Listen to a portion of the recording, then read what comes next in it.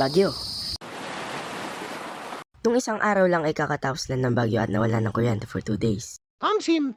Kasama ko ang mga pinsan ko at lobat na kami neto kaya wala na kami magawa.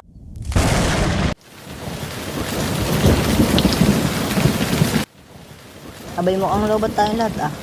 Ano kayang gagawin natin ngayon? Wala pa namang kuryente. Matulog na lang tayo.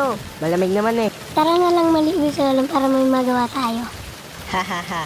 Eh kung tamaan tayo na rumaragas ang bubong dyan. Oo nga, kailan kaya babalik ang kuryente? Drain na mga cellphone natin eh. Aha.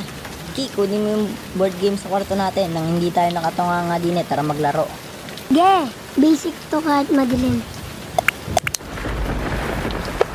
Ah! Nagulat ako kaya ako tumakbo.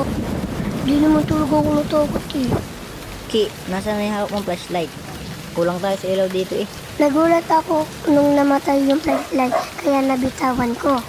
Oh, wait lang, amin ko. Ako talaga pinakamatakot sa aming magpipinsan. Hehe.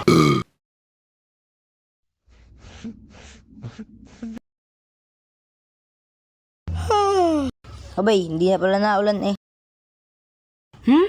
Wala na pala ulan eh. Makabangon na nga. So ayun, dun ko naman natatapusin. Salamat sa mga nanood at abangan nyo pa. Madami pa akong ilalabas na animations. Huwag nyo kalimutan mag-subscribe at i-click ang like button.